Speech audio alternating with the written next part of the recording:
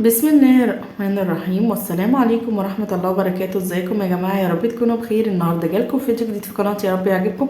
لو أول مرة تشوفوا القناة ما تنسوش الاشتراك وتفعلوا الجرس عشان يوصلكم أي فيديو جديد أنا بنزله. بصوا بقى، أنا بحب الكرشة والبمبار جدا جدا الصراحة، وزوجي ما بيملش خالص للكرشة دي خالص خالص خالص، فنادر لما بجيبها الصراحة، نادر جدا، وساعات ما بجيبهاش. والدتي ربنا يبارك لها، هي وبابا يعني كانوا جايبين كرشه وبمبار. فالصراحه لقيتها شايله لي 10 صوابع، وشايله لي كمان شويه الكرشه اللي انتوا شايفينهم دولت على قد يعني، لان مفيش حد هنا في البيت بياكلهم خالص، مفيش حد خالص بياكلهم. لكن زوجي بيميل جدا للسجق او البمبار حسب او اي مسمى يعني بتسموه عندكم. متنضف اهو زي الفل، ويعني بجد ربنا يبارك لها ويخليها ليا. بصوا النظافة بجد يعني قشطة بجد، وكمان الكرشة كمان متنضفة وحلوة جدا. والدتي بتحب تنظف الحاجة دي جدا، وتخلي كده الكرشة قشطة، وتخلي البمبار قشطة زي ما انتوا شايفين. ربنا يبارك لي في عمرها. وانا بصراحة طالعة زيها، بحب جدا ان انا انضف الحاجة بطريقة حلوة جدا، وبنفس الطريقة هي بتاعت مامتي ربنا يباركها لها في عمرها. بصوا يعني الكرشة من بره ومن جوه بقى زي الفل. زي ما قلت لكم، زوجي ما بيميلش للكرشه دي خالص، لكن بيميل للبمبار او السجق حسب المسمى اللي بيتسموه عندكم، مش عارفه يعني. متهيألي في ناس تانية بتقول عليه اسم مختلف، فلو انتوا بتتفرجوا معايا دلوقتي على الفيديو قولوا لي كل بلد بتسميه ايه يعني عموما. اللهم صل على النبي حبيبي يا رسول الله. صلوا على النبي كده في الكومنتات، عليه افضل الصلاه والسلام، عشان ناخد الاجر والثواب مع بعض. انا علقت على ميه طبعا عشان هعلق على الكرشه طبعا. تستوي تاخد غلوتين يعني محترمين. احط شويه منكهات كده، بصله، واحط عشان تنكه على الاقل طبعا. الكرشه طبعا ميتها دي بتدلق خالص خالص خالص، وبتتغسل كذا غلوه. في ناس بقى لما بتلاقي ريحتها مش ظريفه، اللهم صل على النبي، بتغليها الاول غلوتين وتدلق الميه، وبعدين كده ترجع تسويها تاني في ميه من اول وجديد. بس الصراحه هي كانت زي الفل، ما كانش فيها اي حاجه. زي ما انتم شايفين حطيت المنكهات واسيب الميه تغلي.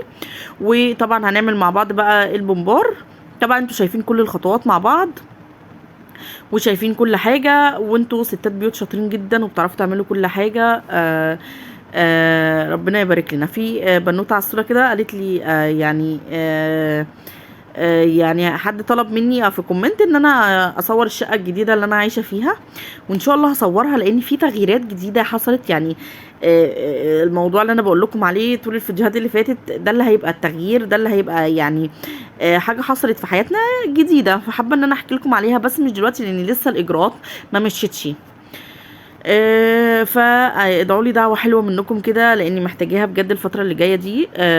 ليه مش بقيتي منتظمه شويه يا مهاجر زي اول ما فتحتي القناه؟ ما بقيتيش بتنزلي كل يوم فيديو، لان حماتي اليومين دول تعبانه شويه وانا قاعده معاها، فمعلش اعذروني. ان شاء الله تبقى كويسه كده ونرجع ننتظم تاني وننزل على الاقل فيديوهين في اليوم او فيديو.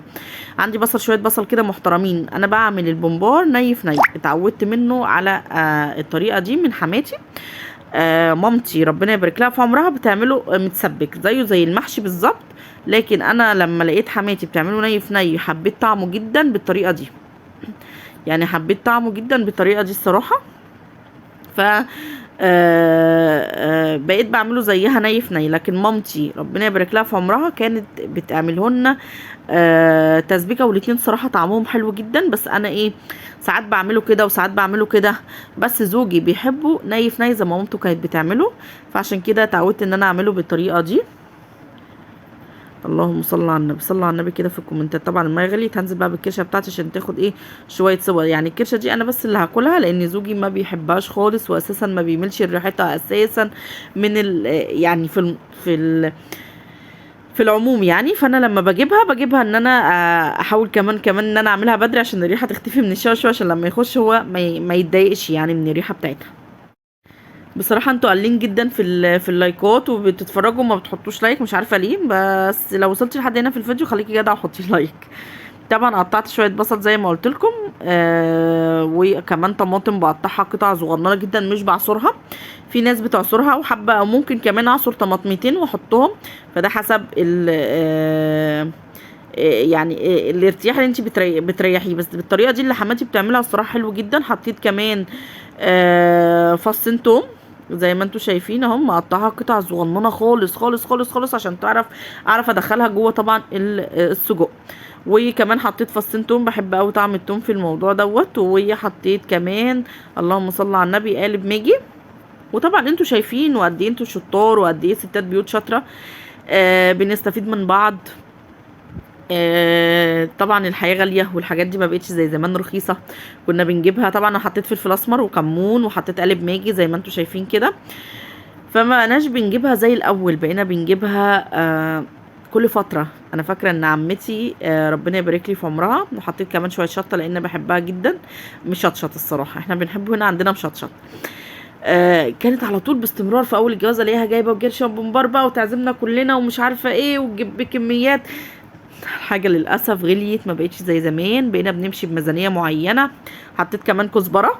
انا بقول لكم البهارات اهوت وانا بصور وانا برجي معاكم يعني. هقلب بقى كل دوت مع بعض كده. بعد كده ننزل بالرز والخضره كده ونقلبهم مع بعض ونحشي طبعا البومبار الجميل ايه بتاعنا. هنزل بقى بالخضره بالمره اهوت زي ما انتوا شايفين كده، وقلبتها كويس جدا. وبعد كده هنزل بقى ايه بالرز. اللهم صل على النبي حبيبي يا رسول الله، صل على النبي في الكومنتات. فما بقتش الحياه زي زمان. والله انا بقول لك في اول الجواز حرفيا كانت الحاجات رخيصه عن كده بكتير بكتير. انا كنت فاكره ان انا في اول الجواز كان جوزي لسه ربنا ما كرمهوش وفاتح ورشه. كان شغال صنايع عند حد وكان بيديني 500 جنيه بس مصروف. 500 جنيه بس مصروف. فكان سوري. فكان بيديني 500 جنيه مصروف عشان بصوا مش في اولها كان بيديني 1000 جنيه. انا فاكره 1000 جنيه كامله مصروفي الشهر. كنت انا لسه انا وهو. بعد كده جه قال لي يا ام هاجر انا حابب ان انا اخش في جمعيه ب 500 جنيه حلوه جدا. هنقبضها مبلغ حلو عشان لو ربنا فرجها افتح ورشه وكده. قلت له خلاص. كان ساعتها بقى ايه يعني لسه بصوا انا بعمل ازاي. شايفين انا بوريكم ان بحشي ازاي. انا بحشي بالطريقه دي طريقه مامتي. حماتي بتحشي غير كده خالص، بتمسك البومبرايه ذات نفسها وتفضل تحشي فيها كده بطريقه سريعه وبتعجبني جدا. بس انا الطريقه دي اللي اعتمدتها من مامتي، فما اعرفش على يعني ما عرفتش اغيرها. حاولت احشي زي حماتي يعني بالطريقه السريعه دي، بس برضو الطريقه دي سريعه وحلوه جدا. يعني طريقه سريعه جدا زي ما انتم شايفين اهوت. في ثانيه الصبع بتاعي اتحشى. مش بملاه قوي طبعا عشان ما يفرقعش. المهم طبعا انتوا شايفين انا بعمل ايه. قال لي يا ام هاجر نفسي اخش جمعيه. قلت له ماشي يا حبيبي الحمد لله نخش جمعيه. لعله خير ان احنا نقدر يعني نفتح ورشه. يعني نفتح ورشتك وكده وربنا يرزقك. ما ده رزق يعني رزق داخل لبيتنا. قال لي خلاص تمام بس الظروف ما تسمحش، ما انت عارفه الغلويات والبتاع. قلت له خلاص انا بعد كده اديني 500 جنيه وخد 500 جنيه من الفلوس. قال لي هتقدري تمشي بيها؟ والله يا جماعه كنت بمشي بيها. كان فيهم شويه بركه لا تتخيلوها. كان فيهم بركه حلوه جدا جدا جدا جدا. يلا الحمد لله الحمد لله على الايام طبعا كلها ايام ربنا حلوه. ربنا يا رب يصلح حالنا ويبعد عننا الشر ويهدي الاسعار علينا شويه وتظبط امورنا ويهدي ولادنا ونعرف نعلمهم بس احسن تعليم. ده المهم. وساعتها دخلنا الجمعيه وقبضناها وربنا كرمنا وفتحنا الورشه الصغننه بتاعتنا كده. الحمد لله طبعا الحمد لله على النعمه اللي احنا فيها.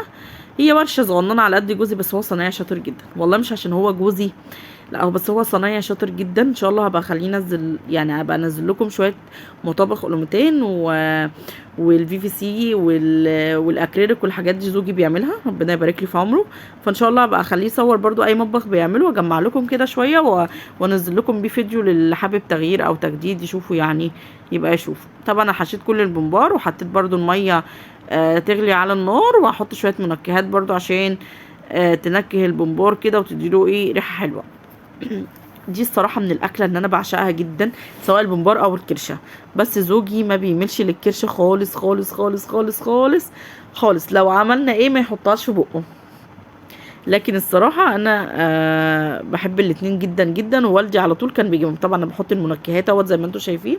والدي ربنا يبارك لي على طول بيجيبهم على طول. هو والكوارع بقى والحاجات دي بابا يعني بيحب الحاجات دي شويه. فانا طالعه زيه الصراحه. لكن الكوارع برضو هنا زوجي ما بياكلهاش خالص نهائي نهائي. ما دخلتهاش يعتبر البيت غير مره واحده بس وكلتها انا. يعني ايه والله العظيم، يعني كلت منها حتتين سويتهم وكلتها واديت لبابا بقيه الفرده، يعني ما كملتهاش حتى لان هو ما شجعنيش ان انا اكلها. يعني الحاجات دي بتبقى عايزه ايه، تجمع، بتبقى عايزه ان احنا ناكل مع بعض، فما شجعنيش ان انا اكل معاه. ف رحت بقى واخداها ومديها لمامتي وعملناها هناك، وعملت جنبها طبق فته وقعدنا كلناها سوا. فالبمبار بقى والكرشه والحاجات دي بقيت بحب ان انا لا اما عمته تجيبها لا اما مامتي تجيبها وناكلها سوا. بس في اليوم ده انا كنت معزومه، يعني مامتي لما عملت الحاجات دي كنت معزومه عند عمته، فعانتني بقى نايب، يعني قالت لي ال10 صوابع دولت، وعانت لي كمان حتتين الكرشه دولت وقالت لي يبقى اعمليهم في يوم كده في البيت انت وزوجك يعني وكده. ربنا يبارك لها في عمرها ويخليها لي وما يحرمني منها ابدا ابدا ابدا. كمان انا مشغوله اليومين دول، لان انتوا عارفين اختي كتبت كتابها والدنيا يعني ابتدت ايه تدخل وكده، ف مشغوله معاها شويه. وطبعا حماتي برضو تعبانه، وانتوا عارفين ان هي اكيد انتوا سمعتوا في الفيديو ان انا حكيت لكم ان اخت زوجي توفت، والله يرحمها يا رب ويغفر لها يا رب وتكون من اهل الجنه اللهم امين يعني. وكانت سايبه طفله 6 شهور، ومريم كانت عندها 1.5 سنة، فكانوا الطفلين صغننين جدا الحمد لله. طبعا هم دلوقتي ما شاء الله الله اكبر تالتة ده ابتدائي وتانية ابتدائي، كبروا بسم الله ما شاء الله. فانا قاعده معاهم ربيتهم لحد ما شاء الله ما وصلوا للسن ده، فانا ما اقدرش ان انا استغنى عنهم خالص.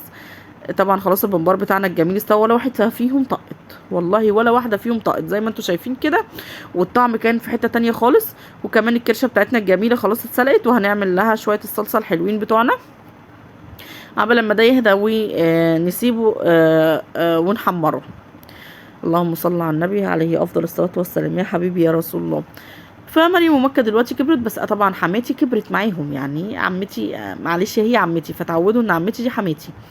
عمتي كبرت معاهم في السن للأسف. كل ما البني آدم بيكبر كل ما بيبقى حركته قليلة، خلقه قليل، كل حاجة فيه بتتعب شوية. فأنا طبعا ما زلت لحد دلوقتي بروح لها، لأني باخد طبعا هاجر وعبد الرحمن ربنا يبارك لي في عمرهم، وبنروح نقضي اليوم عند عمتي ونقعد ونشوف غدوة حلوة معاها ونظبط الدنيا ونسلي بعض، واجي آخر النهار أنام في البيت يعني. ف فمعلش هي اليومين دول تعبت شويه، فعشان كده انا مقصره معاكم شويه في الفيديوهات، بس ان شاء الله ارجع والتزم معاكم اول ما ابدا اخد المصروف بتاع الشهر الجديد. الدنيا هتتظبط ان شاء الله، ونبدا بقى نظبط ميزانيتنا الشهر الجديد دوت. طبعا انا هنا بعمل الصلصه بتاعه الكرشه. وبصوا انا بحب الكرشه حراقه موت، يعني لازم احط يجي معلقه شطه كبيره كده في الصلصه، بتخليها في حته تانية، وبتاكلي شويه كرشه بجد يعني بتبقى تحفه تحفه تحفه بجد. شويه الشطه دولت بيودوا الكرشه في حته تانية خالص، وبتبقى طعمها حلو جدا جدا. واحط كمان قالب ماجي كده برضو عشان ينكه كده الطعم، واسيبها تغلي بس غلوه بسيطه جدا، وانزل بالكرشه عشان بحب كمان ان هي تستوي مع الصلصه اكتر وتبقى دايبه دوب كده. وبرضو هنحمر مع بعض السجق. بس ما تنسوش بقى اللي لو شاف الفيديو حط لايك لان انا محتاجاكم وتساعدوني ان القناه تكبر شويه. انا مش فاتحه القناه رفاهيه او ان انا فاتحاها فراغ، انا فاتحاها عشان يكون لي اصدقاء، غير كده فاتحاها ان هي اساعد زوجي بيها، لان انا كست بيت مش هينفع ان انا انزل اشتغل كده بسهوله. تمام. وحابه ان انا اساعد زوجي في ظل اللي احنا فيه، في ظل الغليان، في ظل الدنيا اللي احنا فيها. محتاجين ان احنا نبني مع بعض، نبني الدنيا يعني نبني بيتنا ونبني حياتنا ونعلم اولادنا مع بعض، والحياه طبعا مشاركه. فحابه ان انا اساعد زوجي وكده، فقلت افتح قناه ان شاء الله، يعني ربنا يا رب يحقق لي احلامي كده وتكبر كده، وبيكم وليكم ان شاء الله باذن الله يعني، واقدر كده ايه الدنيا يعني تتظبط معانا باذن الله. بس فاتمنى ان انتوا كده تدعموني بلايك حلو منكم، ولو ما اشتركتيش اشتركي وفعلي الجرس عشان بجد هيوصلك فيديوهات حلوه جدا جدا ان شاء الله. الفتره الجايه هنزل بقى الميزانيه بتاعت الشهر 11 وان شاء الله نظبطها مع بعض حلوه جدا زي ميزانيه شهر 9.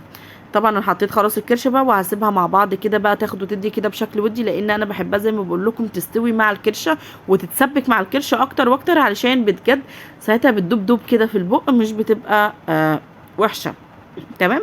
ودلوقتي بقى نحمر السجق الجميل بتاعنا. الصراحه بقى لي كمان كام يوم كده ما نزلتش عبد الرحمن الحضانه، لان كنت انا تعبانه وهو تعبان فما نزلتوش. عايزه برضو اصور لكم كده فقره اللانش بوكس لانها كانت عاجباكم قوي. ان شاء الله هحاول على قد ما اقدر كده الصبح لما اصحى ابقى انزلها، اصور لكم يعني اللانش بوكس بتاع بود حبيبي ربنا يبارك لي في عمره. وانا ايه راح اوديه الحضانه، ما وديتوش امبارح، كان اول يوم في الاسبوع ما وديتوش. لان الصراحه بيجي عليا وقت هاجر من عيالي اللي ما بتنامش كويس. يعني هاجر بنتي ربنا يبارك لي في عمرها مش بتنام كويس بالليل، فبتساعات بتسهرني. يعني حرفيا امبارح كانت منيماني الساعه 2:30 او حاجه زي كده، فكنت مدروخه الصبح بطريقه غريبه جدا، ما قدرتش ان انا اودي عبد الرحمن خالص، وقلت خلاص هسيبه نايم ونقضي اليوم انا وهو النهارده في البيت. بكره باذن الله هخرج كده ايه اوديه، احاول برضو انزل لكم فقره اللانش بوكس. يعني اللانش بوكس انا بتاعي بسيط ما فيهوش اي افتكاسات، يعني ان شاء الله يبقى يعجبكم وكده. طبعا زي ما انتم شايفين بحمر السجق، بحب اديله اللون البني الغامق ده، بحب احمره تحميره كويسه جدا. يعني زوجي بيحبه اللون البني الغامق ده لكن مش فاتح زي ما مامته يعني كانت بتعمله له. فما تنسوش بقى كده تخليكم جدعين وتحطوا لي لايك حلو كده منكم. انا بعمل لكم اهوت احلى الفيديوهات، وان شاء الله الفتره الجايه هنعمل ميزانيه حلوه جدا. قبضي لسه منزلش، وانتوا عارفين ان انا قبضي بينزل يوم واحد، فان شاء الله هنعمل مع بعض ميزانيه تكون حلوه جدا وتعجبكم. بس ما تنسوش تحطوا لي لايك حلو منكم. زي ما انتم شايفين ادي السجق بتاعنا الجميل اهوت، وادي طبق الكرشه العسل بتاعي اهوت اللي انا بموت فيه وبحبه جدا جدا اهو زي ما انتم شايفين. بس كده خلصنا الفيديو الجميل بتاعنا وعملنا فيه احلى طبق كرشه واحلى طبق بمبار. بس ما تنسوش بقى تحطوا لي لايك حلو منكم وتشتركوا في القناه وتفعلوا الجرس عشان يوصلكم اي فيديو جديد انا بنزله. الفتره الجايه هينزل شويه ميزانيات حلوه جدا بتاعت شهر 11. وصلوا على النبي كده في الكومنتات عليه افضل الصلاه والسلام.